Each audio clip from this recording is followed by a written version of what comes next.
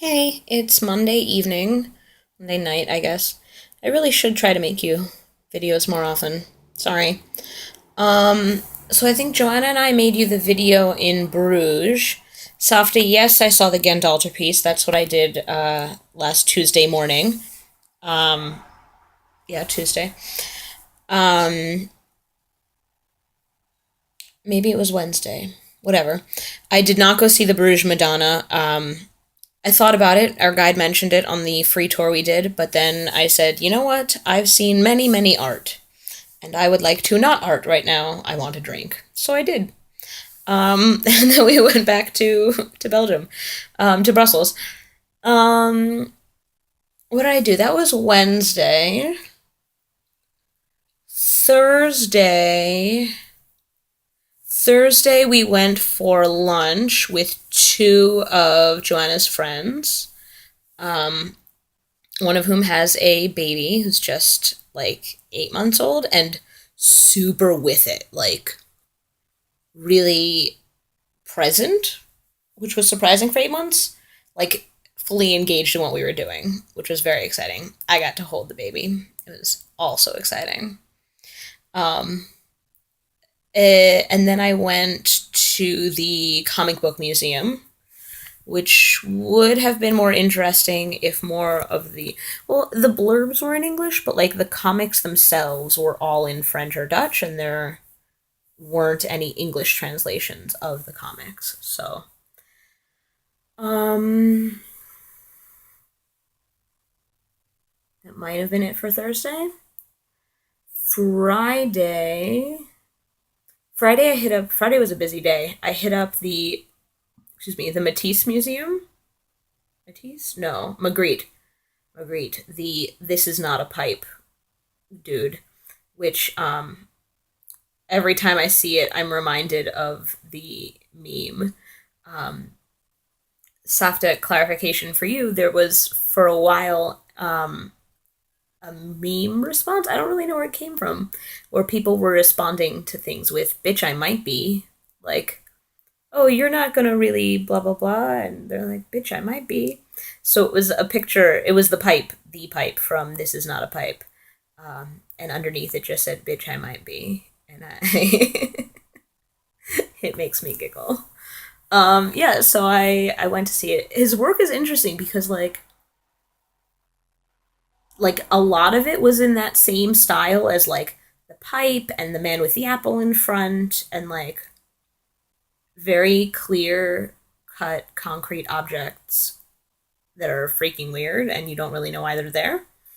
And then there was a whole bunch that were like super impressionist ish, like smeary. It was interesting seeing, and it wasn't like, I don't know if it was the way it was arranged, but it didn't seem like there was a progression in his style. It was just like, these are the smeary ones and these are the clean line ones. I was like, okay. After that, I went to the Musical Instrument Museum, which was fascinating. One floor on keyboard type stuff, so they had pianos and harpsichords and accordions and etc etc etc and things that don't even exist anymore, and one really futuristic thing that I think I posted a picture of. It looked weird, but it came with this like audio guide thing, and we got to watch. So that was the cool part. So for each of the, not all of them, but for most of the instruments, there's like a little number on the floor and you type it in, and then you get to hear the instrument played either as part of a bigger piece, or for some of the like weird little flutes they just had somebody like play it on its own, I guess, some tune for it. And then it gave more context about, I'd say most of them had music to go with them, and then some of them had more context to go with it, which was cool. So for that one, we got actually like, it's on sale now. It was made in 2015 in London. So it was like the advertisement video for it, which was, yeah, kind of like a theremin in that like all the movement changes things, but also keyboardish. I gotta find it. Very cool. So one floor was like keyboardish stuff, and then one was, and that floor also had everything in English, which was very nice. The other floors were just Dutch and French, and so you could see the instruments and hear them, but there wasn't a lot of context. But one floor was world instruments, and one floor was like musical machines, so like player pianos and stuff like that, and theremins and other weird results from the 80s. Um, and one had like string type instruments, not all of them, but a lot. Yeah, that was cool. And then I went to, this is still Friday, so then I went into the city for the free walking tour, which was nice. I like doing these free walking tours. It's a very, you give the tip of like 5 or 10 euros, um, which is about 5 or 10 dollars, and then you get a nice overview of the whole city with a bit of history.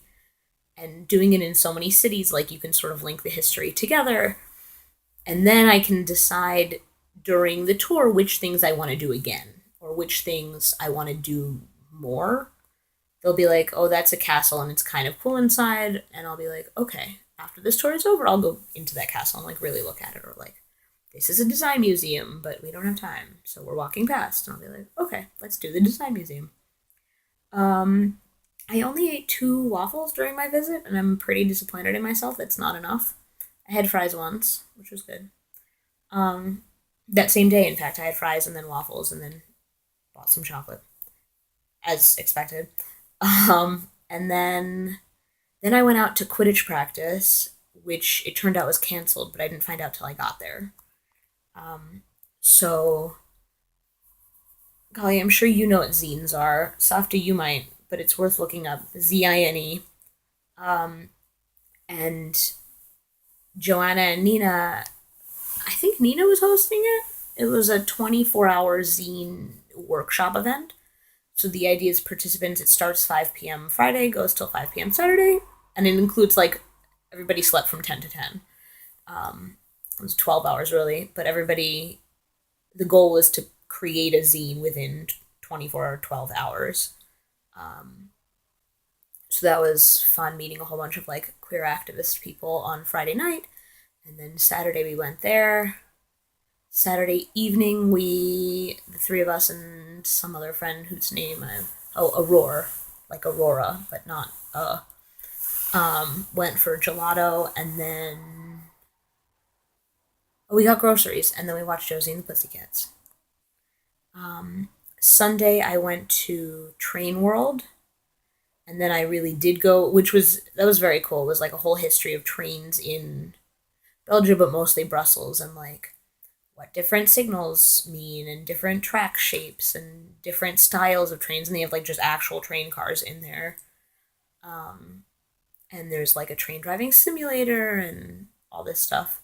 Um, and then I went to actual Quidditch practice and gave myself. So Joanna had a concert on Sunday at 5, and I left Quidditch practice at 3:45, and it said it would take half an hour to get there, and I waited exhausted and dozing because Quidditch was really exhausting.